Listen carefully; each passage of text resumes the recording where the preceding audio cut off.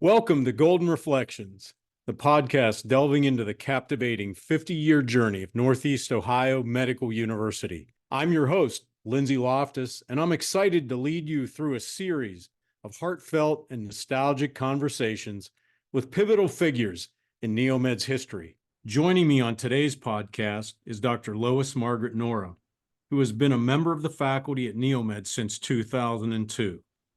From 2002 until 2010, Lois served as president and dean of medicine. Lois currently leads the Medical School Advisory Group, heads the Women in Professional Regulation Project, and serves as voluntary faculty at NEOMED. Kathleen Ruff, who has served in various roles at NEOUCOM and NEOMED from 2003 until 2012, Kathleen started at NEOUCOM as the Chief of Staff for the President and Dean of Medicine and ended her tenure as Vice President for External Affairs, Special Assistant to the President, and President of the NEOMED Foundation. She is now Chief Administrative Officer and the incoming Executive Director of Administrative Affairs for the American Board of Emergency Medicine. Jay Williamson, MD, CPE, served at NEOUCOM for 16 years, from 1995 until 2011. Jay was Associate Dean for Clinical Sciences and served 1 year as Interim Dean of Medicine. Jay is currently retired from clinical practice, but continues to stay involved in precepting family practice residents at Summa Health a few days each month. Dr. David D. Allen served as the founding dean of the NEOMED College of Pharmacy from 2006 until 2011. After leaving NEOMED, David served as Dean of Pharmacy and Executive Director of the Research Institute of Pharmaceutical Sciences at the University of Mississippi. Most recently, he served as President of the University of Health Sciences and Pharmacy in St. Louis. Currently, David is a consultant and also does international accreditation work for the Accreditation Council for Pharmacy Education.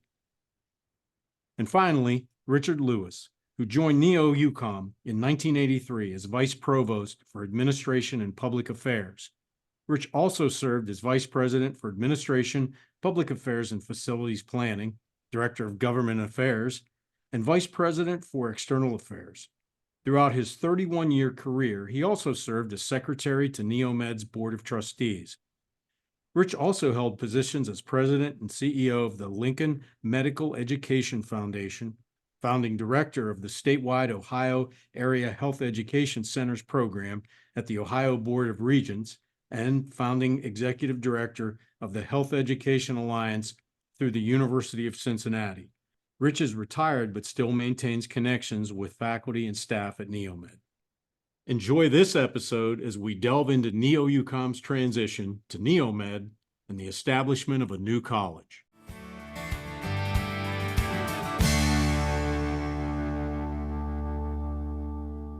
Discuss the significance of revisiting our story 5 decades later.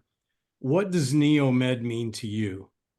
It is an extraordinary amalgam of people and programs and the community that has done so much and made such a difference to Ohio and the area.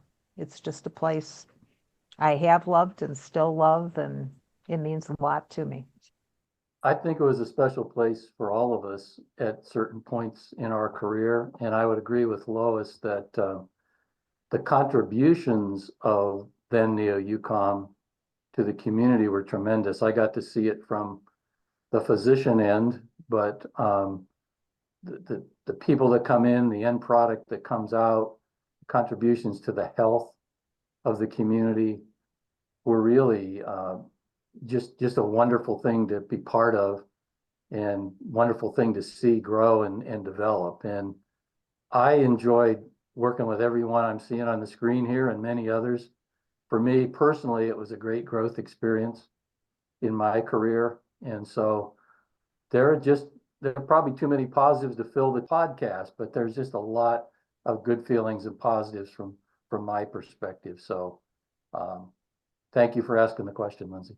You know, when I look back on my time in NEOMED, the first thing I always think about is the people.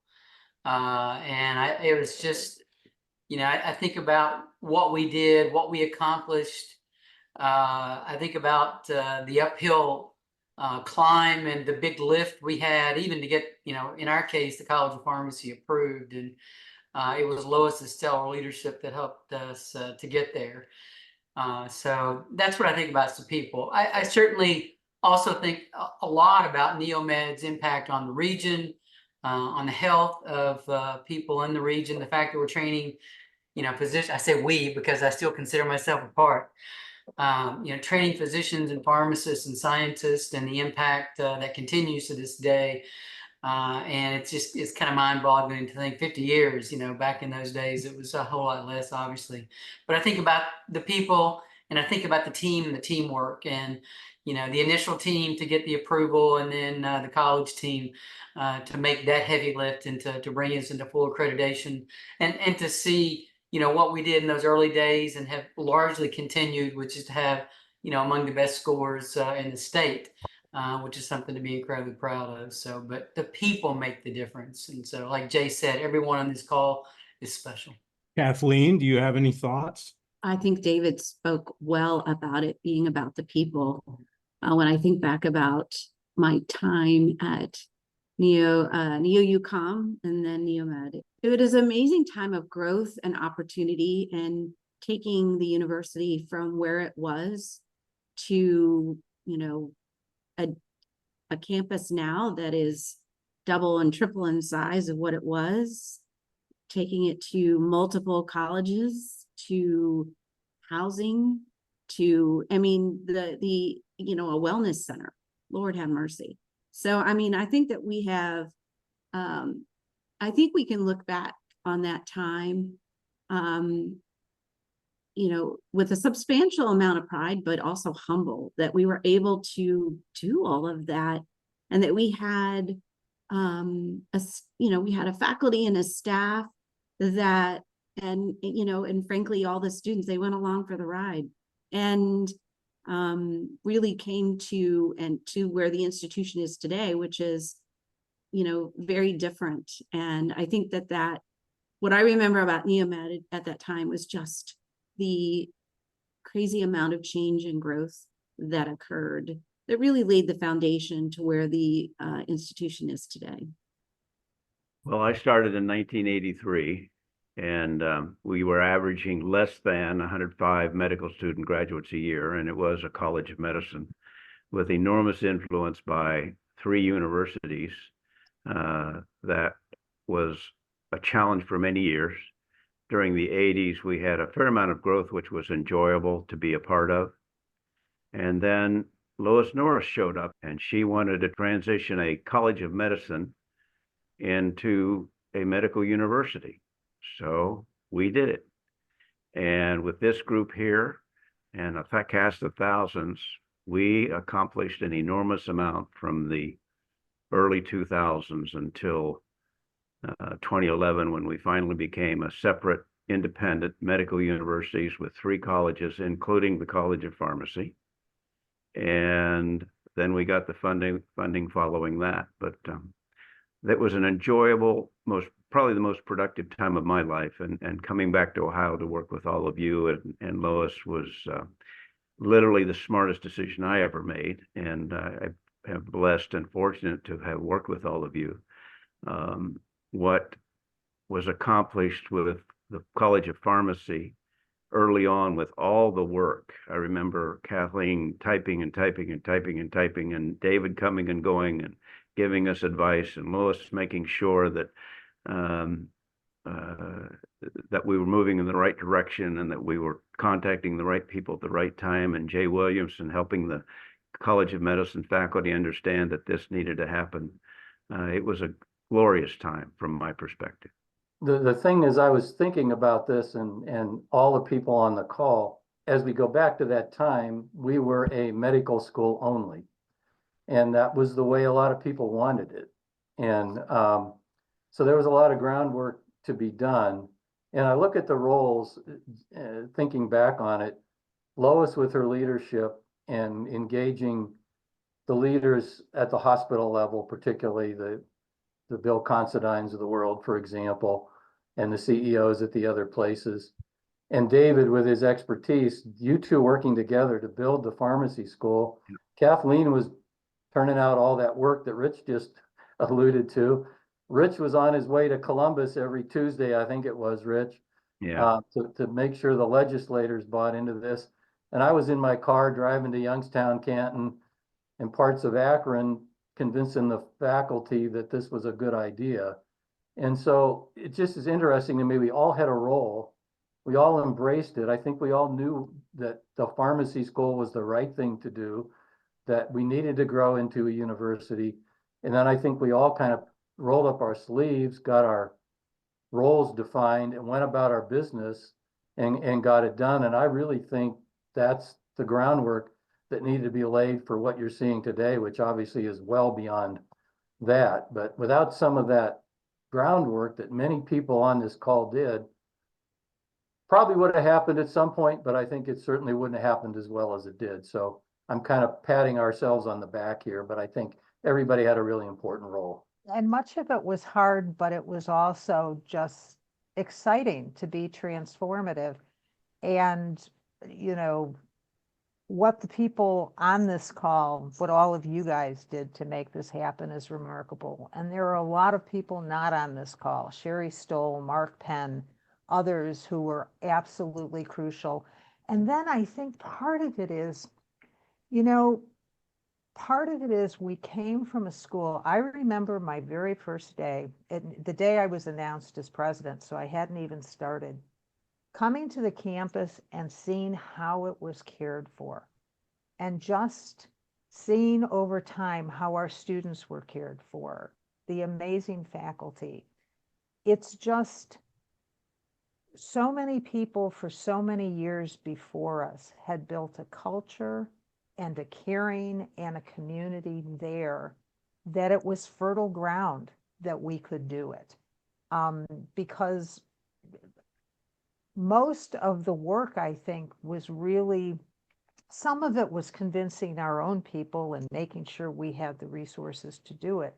But to a very substantial degree, home was home, and we knew people were taking care of then NEOUCOM, so that we could be out and be doing that. And we knew that if a state legislator wanted to check on us and see how NEOUCOM was doing, they would hear terrific things from the community and from people on the campus and things like that. So it really, it was everybody, staff, faculty, students, the whole shebang.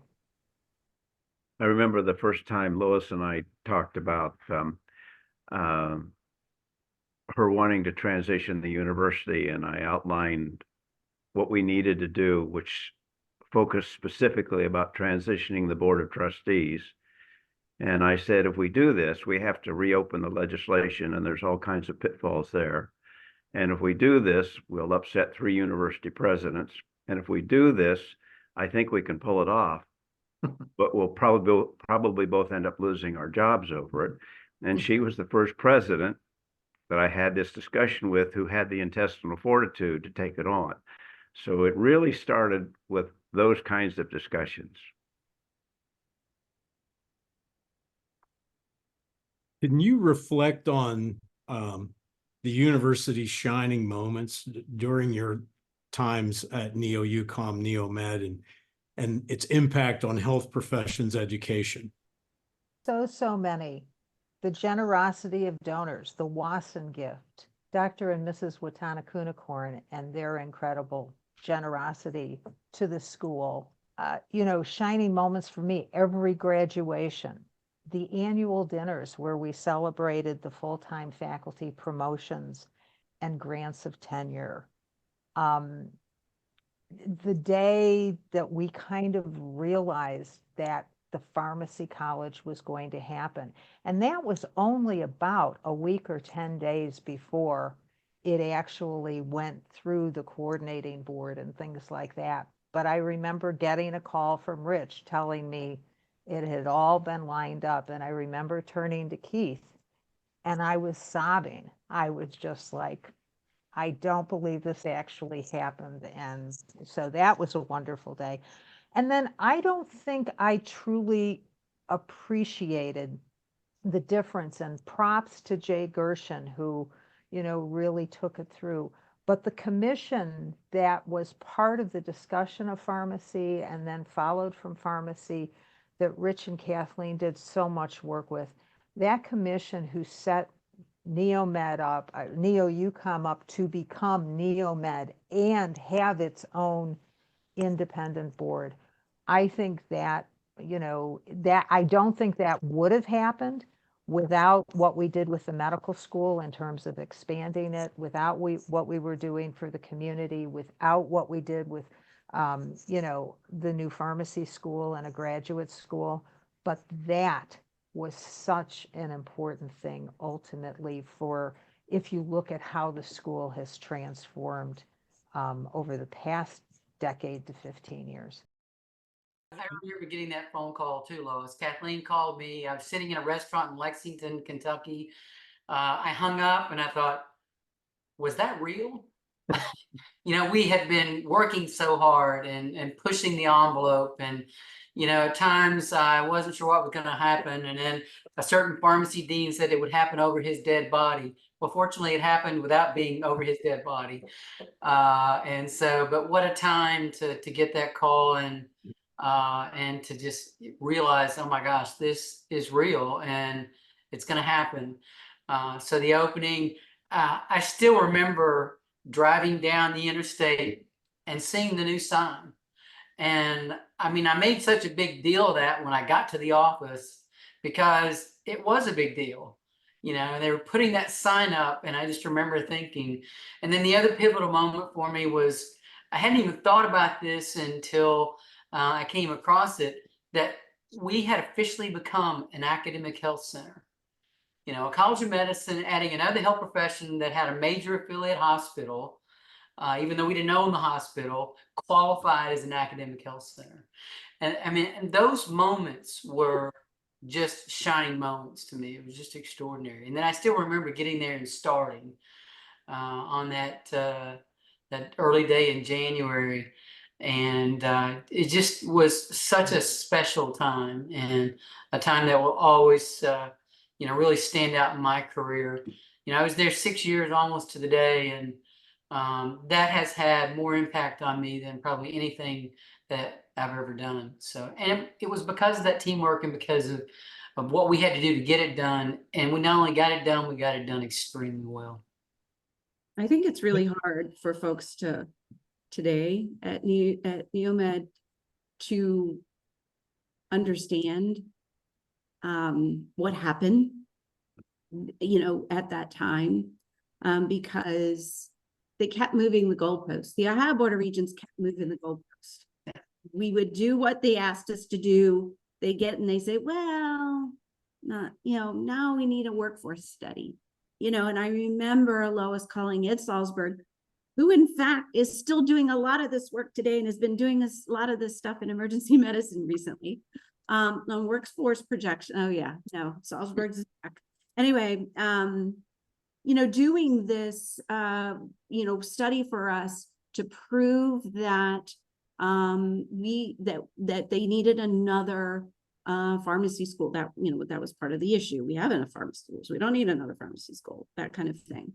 And really, Lois finally getting the call from, and I'm trying to remember his name. It was Gary Walters or something like that, where he just called her and said, yeah, we're going to let it go. We're going to let it go through. And, that moment in time was really an anchor point to where NEOMED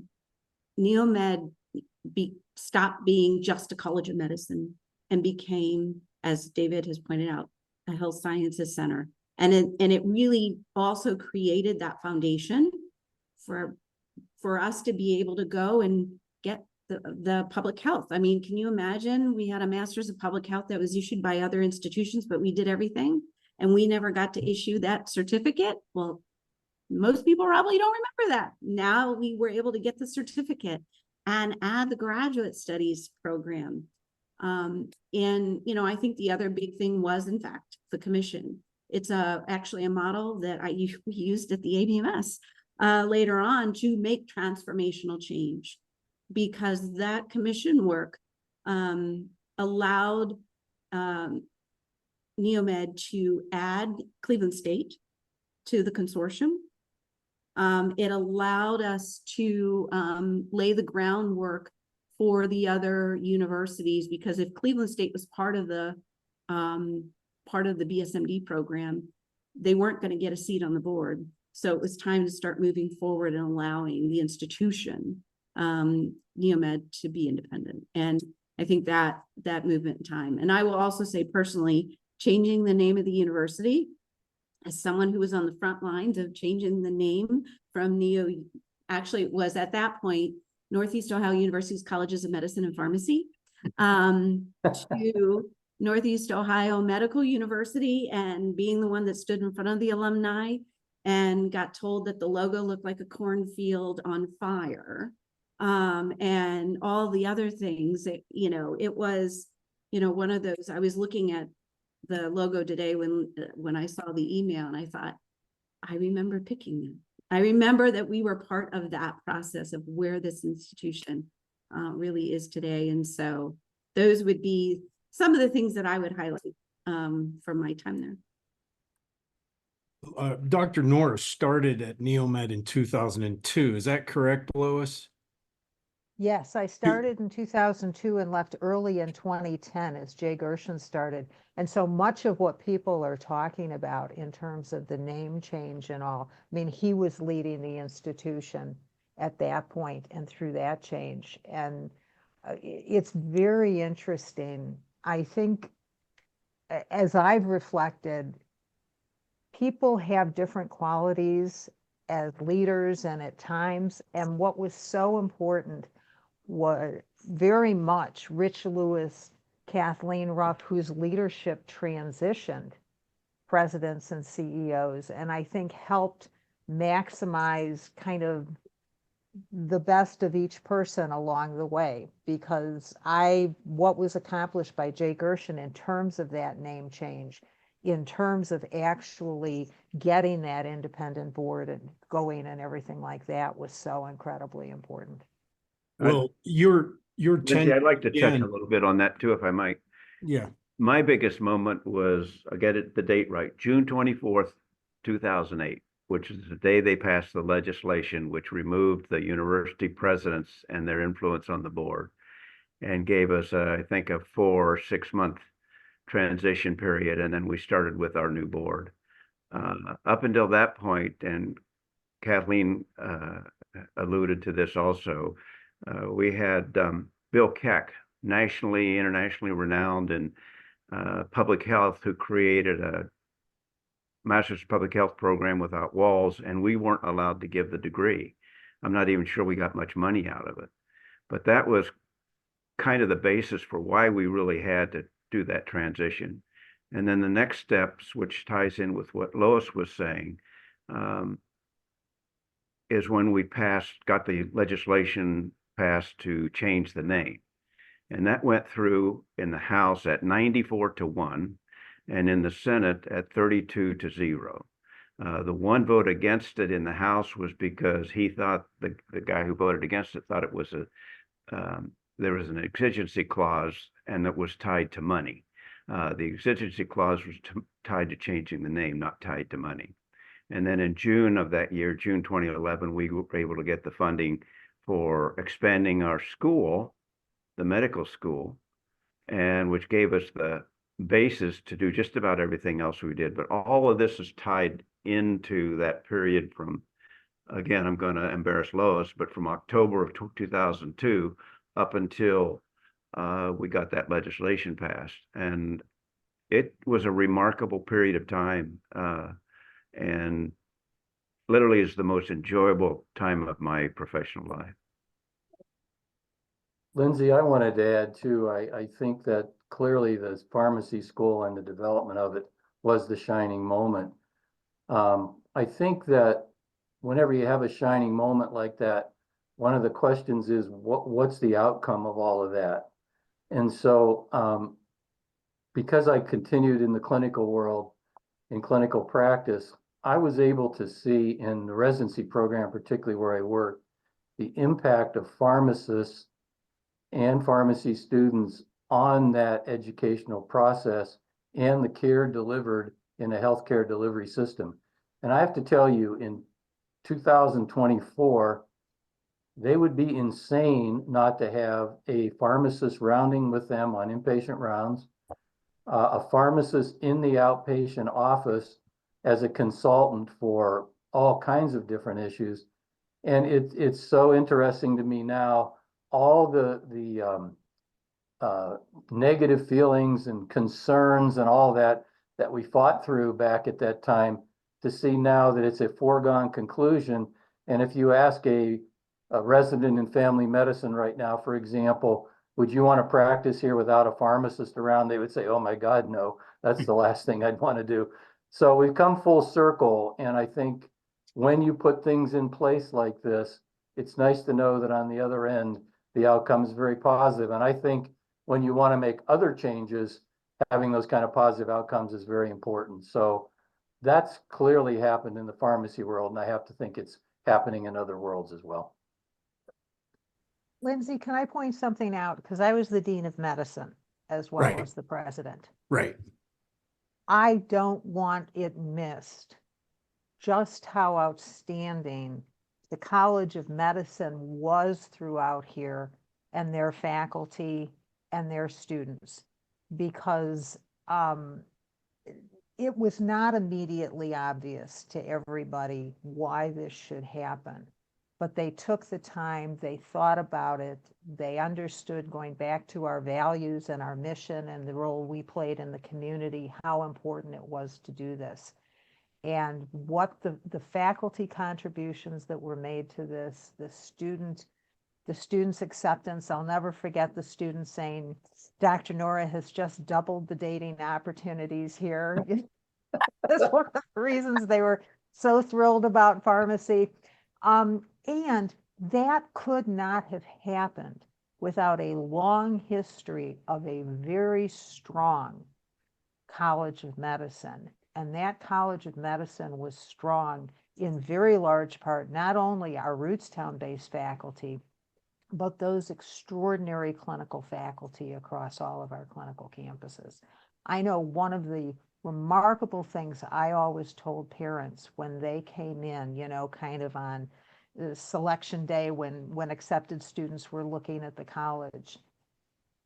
Many deans lead many medical schools, and many of them, they all are outstanding. Many of those medical schools have clinicians who are on service 2 months a year, and they're great medical schools. But I led a medical school where our clinical faculty were taking care of patients all the time.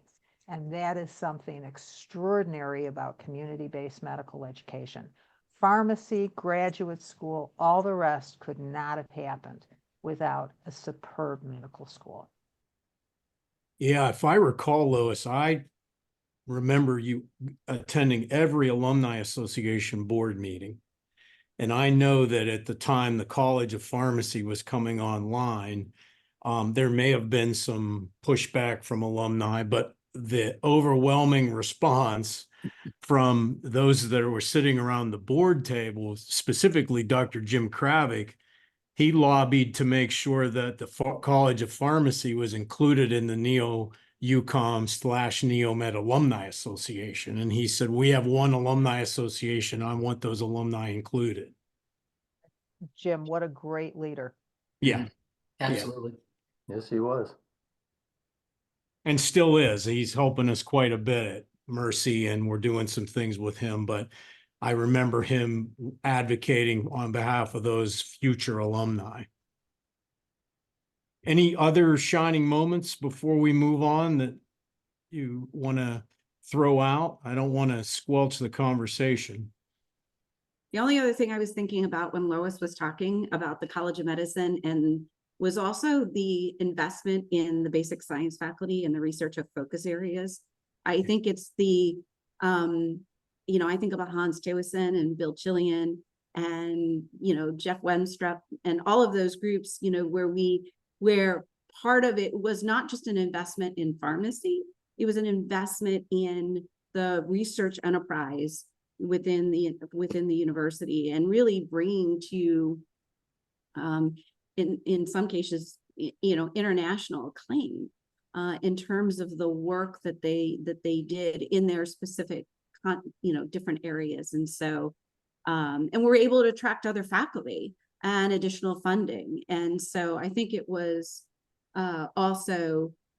just keeping in trying to invest in the entire enterprise to move the institution forward.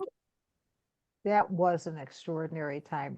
The research focus areas and what they did, they were substantial investments for us to make, but how they leveraged what was really relatively small investments into what they did was extraordinary. Share your most cherished memory at the university and what notable moments or milestones stand out for you. I touched on mine, and those were the dates of the legislation, because everything that we had to do to get to that point, including convincing 4 presidents that we needed to go in this direction, even though 2 of them fought us tooth and nail up to the very end, and one of them even after the fact. It was just the whole concept of reaching those milestones and having this group and a cast of thousands understand the necessity to move in the direction that we were moving. All the things we talked about are cherished memories. I still remember, though, the Monday morning when I got the phone call from Jeff Wadlin at ACPE, and he said, "Congratulations, you got full accreditation." I just like, wow, what a relief, what joy, what excitement that I was able to share that broadly.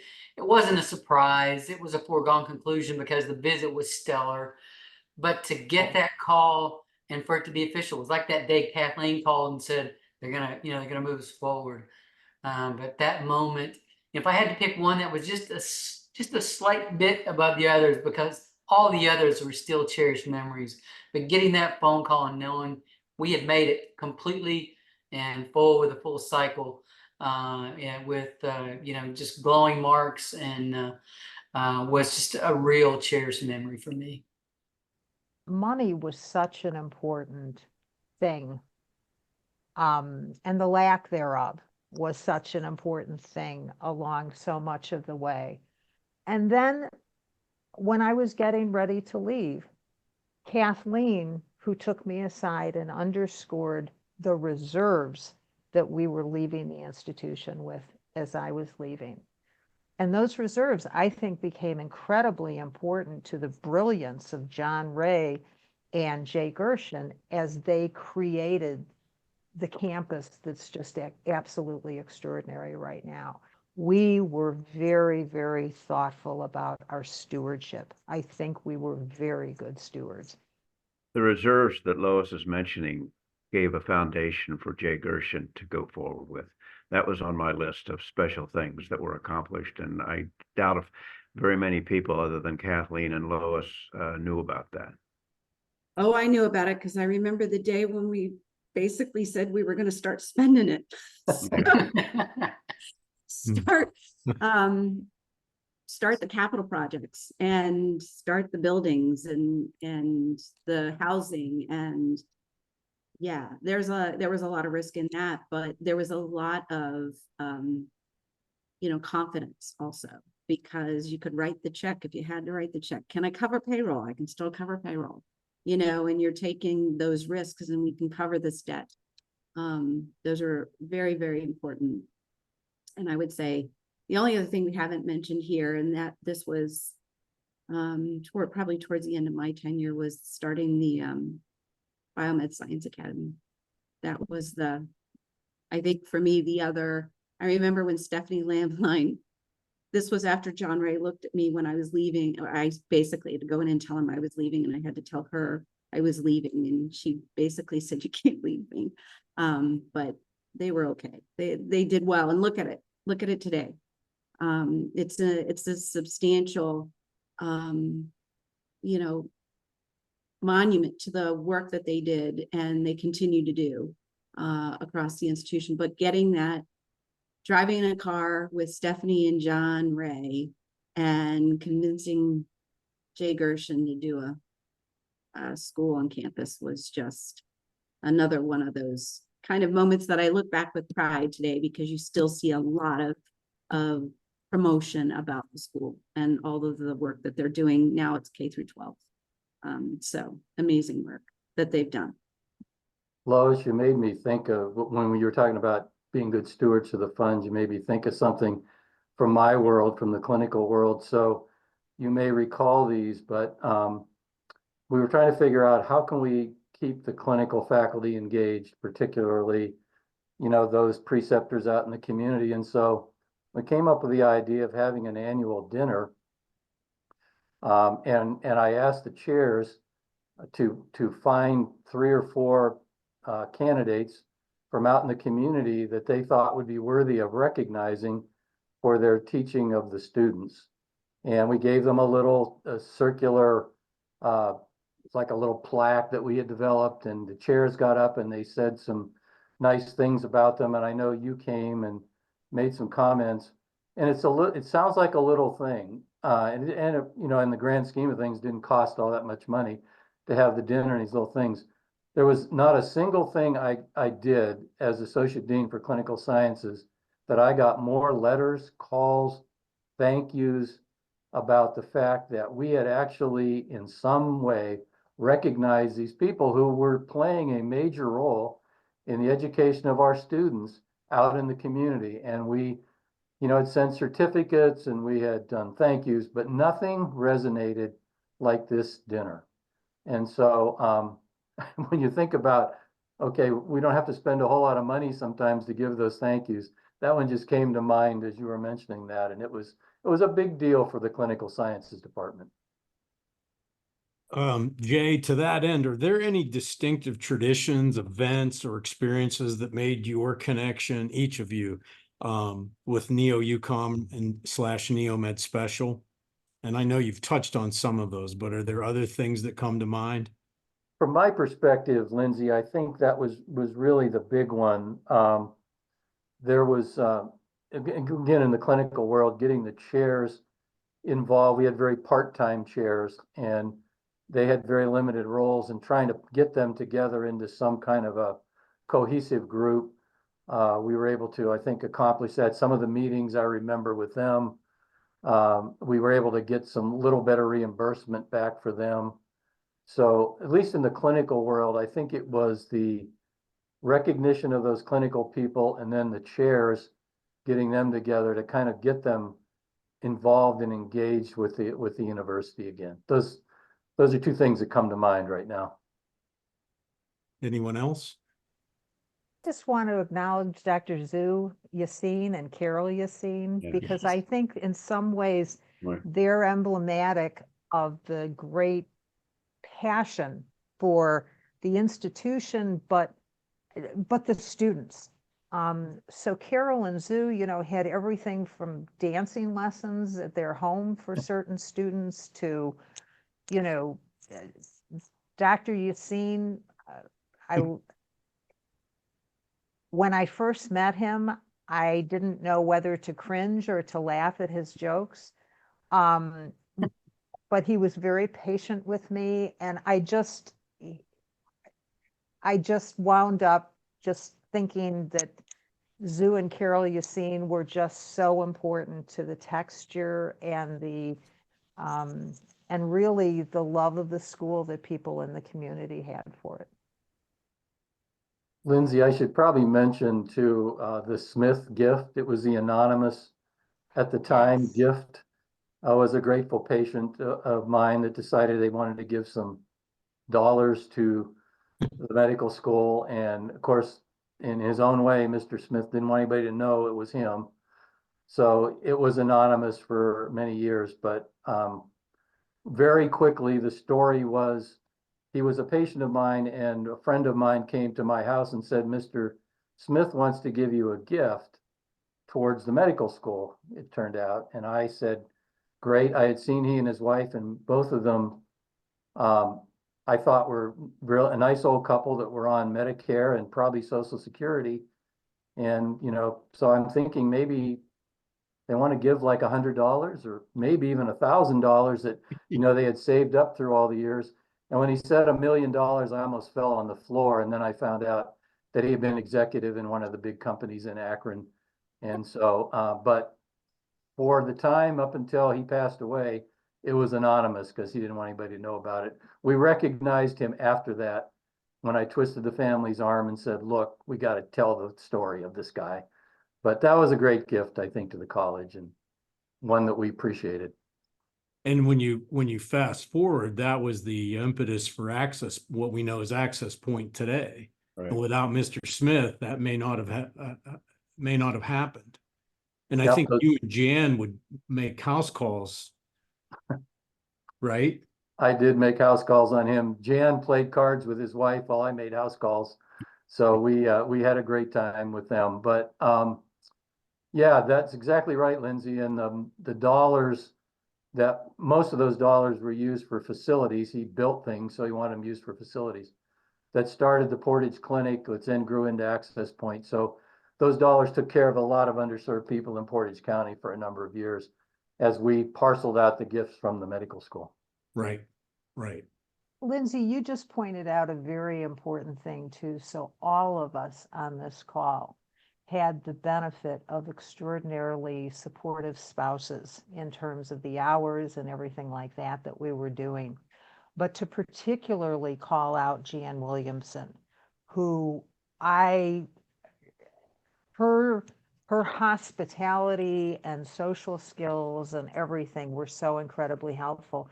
And of course, Lori Allen, because what Lori did for that College of Pharmacy, David, and you know this better than anyone, in terms of that woman never knew a stranger. And if they were a stranger, they were close friends within a half hour of meeting. And her warmth towards the students and her warmth towards anybody she met, she was an extraordinary woman. So all of us have been lucky, but some spouses have just really made such an extraordinary difference. Thank you, Lois. She had a lot of skills that I don't have, so I'm glad to have her as a partner. I was certainly very, very blessed. Lindsay, when I think shining moments, there's a zillion of them, of course, for all of us, but I always enjoyed commencement because we had all the faculty, or a fair number of the faculty involved, the board and the administration and the students. And when we first had the first graduation of the College of Pharmacy, that was a remarkable day. Another one is similar to what Lois went through with her medallion.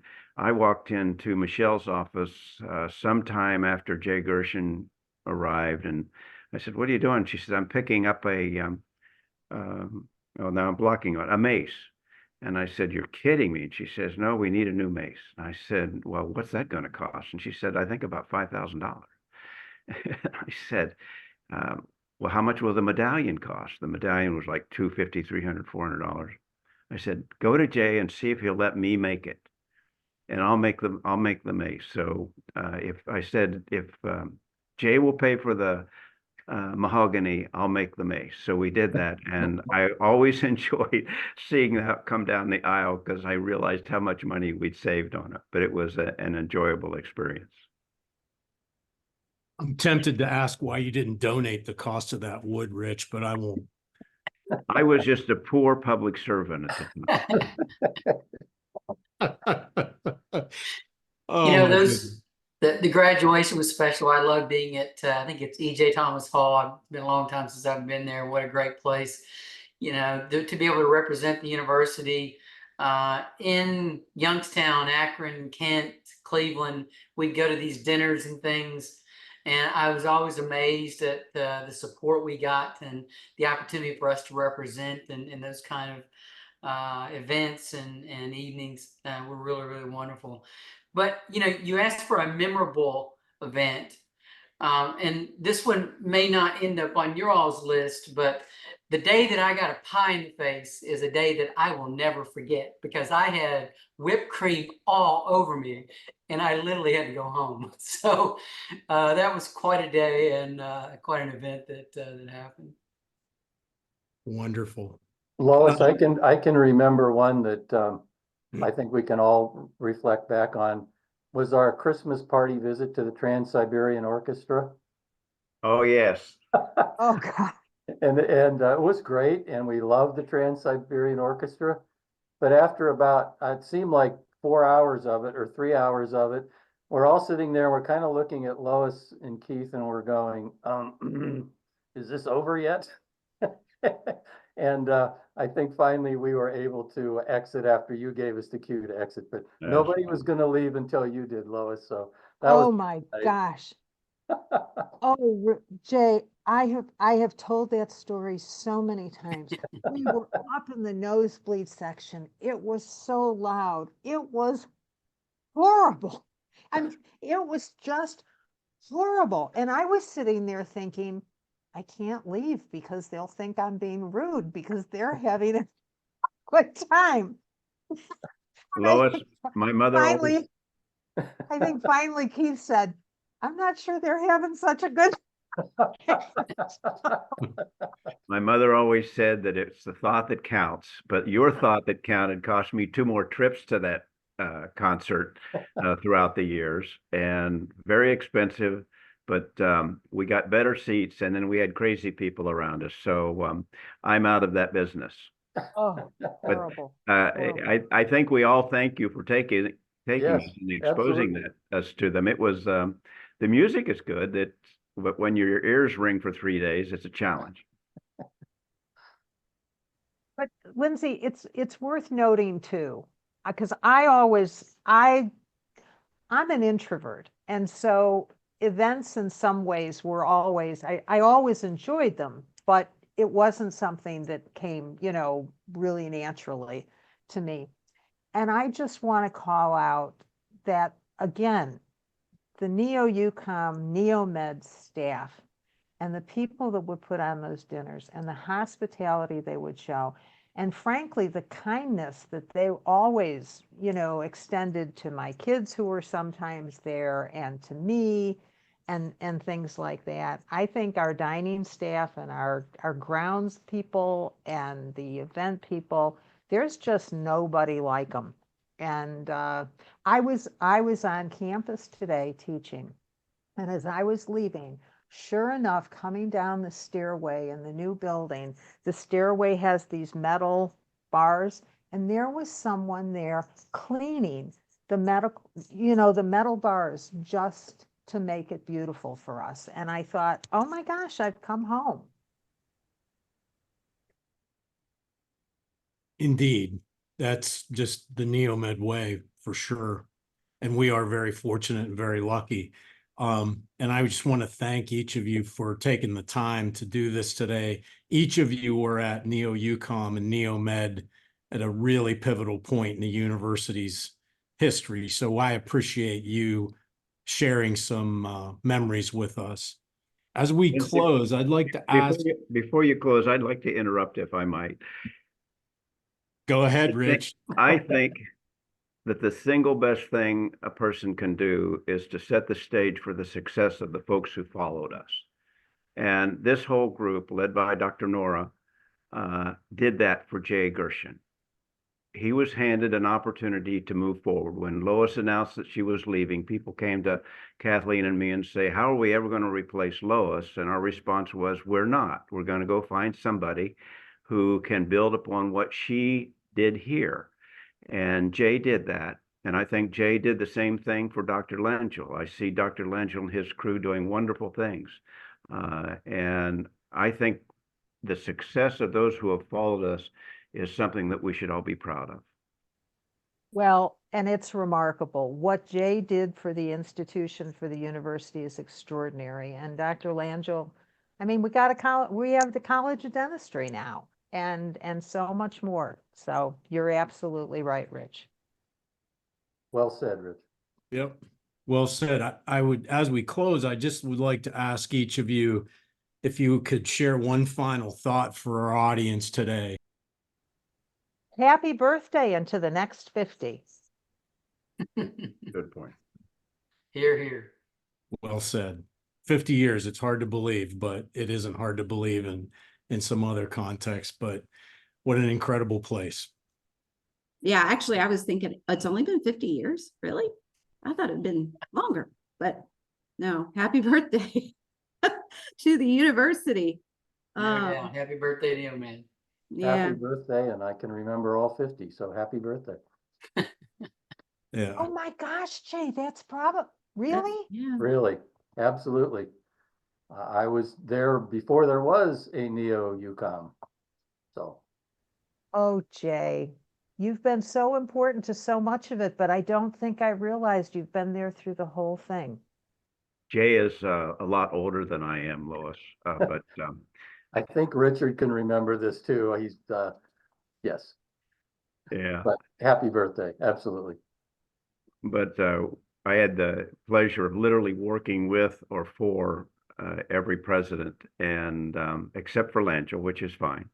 But Kathleen and I had the pleasure and the honor of helping find Dr. Lanchel as well as Dr. Gershon. And we were fortunate to have you, Lois, find us. Yep. Happy Well- birthday to the college and the university. And actually, let's just say, Doctors Olson, Liebelt, Campbell, Right. Blacklow, Right. they came before me and I stood on their shoulders and they all made their remarkable contributions too. Well said. And with that, I think we'll call it a day and wrap up. Again, thank you for making NEOMED what it is today. Thank you. Bye, everybody. Great to see you all. Good to see you guys. Golden Reflections is hosted by Lindsay Loftus and produced by Dave Vidito. Thank you for listening.